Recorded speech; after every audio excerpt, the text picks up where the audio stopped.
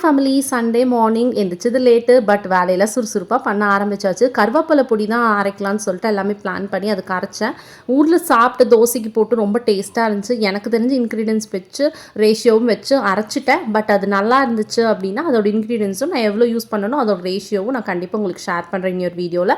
கொத்தமல்லி சட்னி தான் பண்ணி சாப்பிட்டெல்லாம் முடிச்சுட்டு ஓகேன்னு சொல்லிட்டு மேலே துவைக்க வந்தாச்சு. மண்டே பொழந்துச்சு வெயில். இன்னைக்கு எப்படா கீழே போவோம் துவைச்சிட்டு நினச்சேன். எப்படியோ அதை சமாளிச்சுட்டு கீழே வந்தாச்சு. நான்வெஜ் இன்னைக்கு எடுக்க வேண்டாம்னு நினச்சோம். உங்கள் அண்ணா வீட்டில் குழந்தை அப்புறம் அவங்க அண்ணா ஒய்ஃபெல்லாம் வரேன்னு சொன்னனால சரி நான்வெஜ் எடுத்துடலான்னு சொல்லி சிக்கன் குழம்பு சிக்கன் வறுவலும் அத்தை பண்ணுறாங்க. இது வந்து பள்ளிப்பள்ளம் சிக்கன்னு சொல்லுவாங்க. கண்டிப்பாக இங்கே ஒரு நாள் அதோட இன்க்ரீடியன்ஸு அதோட இதெல்லாமே நான் உங்களுக்கு ஷேர் பண்ணுறேன். ரித்துக்குட்டி யாஷ்குட்டி எல்லாம் அந்த பாப்பா வந்தோன்னே செம்ம ஹாப்பி. அந்த பாப்பாவும் அண்ணான்னு இவங்களை விடவே இல்லை. யாஷ்கிட்ட எப்பயுமே உனக்கு பாப்பா இல்லையேடா அப்படின்னு கேட்டாவே இந்த பாப்பா பேர் டெனிஷா வேணும்னு தான் சொல்லுவான். இந்த பாப்பாவுக்கும் உங்கன்னா அவ்வளோ இஷ்டம். எப்பயாச்சும் டைம் தருவாங்க. ஆனால் ரொம்ப பாசம். தேங்க்ஸ் ஃபார் வாட்சிங். பை.